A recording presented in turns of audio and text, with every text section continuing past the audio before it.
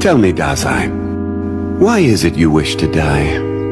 Let's turn that question around. Is there really any value to this thing we call living?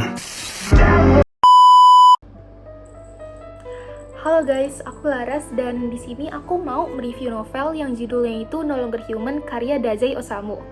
Novel ini tuh tampilannya hardcover, jadi keras. Dan walaupun ceritanya lumayan kompleks, tapi halamannya itu sedikit, cuma 148 halaman. Dan diakhiri dengan biodata si penulisnya itu sendiri, yaitu Dazai Osamu. Jadi novel itu bercerita tentang kehidupan Obayozo, seorang pemuda yang berasal dari keluarga berada dan gemar melawak untuk menghibur dirinya dan keluarganya. Akan tetapi, di balik semua lawakan yang ia tuturkan, tersimpan sisi kelam yang ada dalam dirinya. Ia melihat manusia sebagai sosok yang menyeramkan yang dapat menipu dengan mudahnya dan juga yang dapat berlaku jahat di balik semua sikap baik yang mereka pertontonkan kepada orang lain.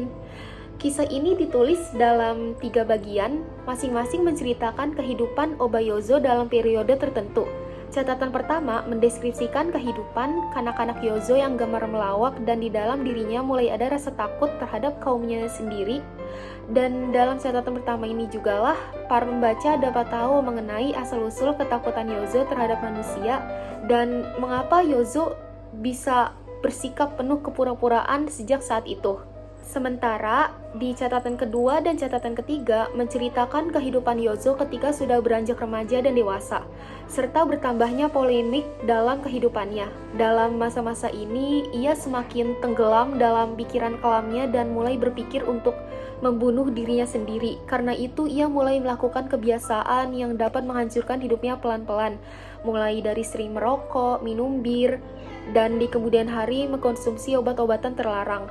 Cerita dalam No Longer Human ini ditutup dengan kepergian Yozo ke rumah sakit jiwa dan juga sedikit refleksi akan segala tingkah lakunya selama ini.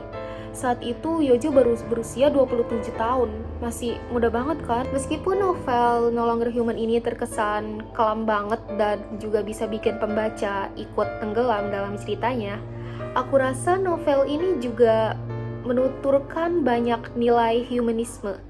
Karena pada dasarnya, tiap manusia itu kan punya sisi gelap dan sisi terang ya.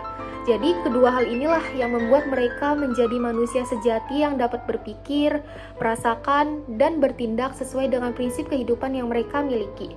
Novel ini juga mengajarkan beberapa hal mengenai kesehatan mental yang seringkali diabaikan oleh orang-orang. Di zaman serba cepat dan juga kompleks ini, perihal kesehatan mental sering kali ditatap sebelah mata oleh orang yang kebanyakan tidak menganggap hal ini penting dan malah berpikir orang yang menderitanya kurang beriman dan kurang banyak bersyukur. Padahal nggak begitu kan? Nyatanya kan nggak demikian. Bisa jadi mereka udah sering doa, namun belum juga dapat jawaban akan kekhawatiran mereka. Ataupun mereka belum juga dapat ketenangan tuh.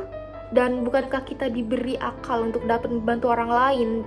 Dan banyak orang seperti Yozo di luar sana yang butuh bantuan kita. Sudah tugas kita untuk paling tidak dapat membantu mereka dengan mendengarkan keluh kesah mereka dan mendukung mereka untuk dapat terus berusaha dari hari ke hari. Sekian dari saya, terima kasih.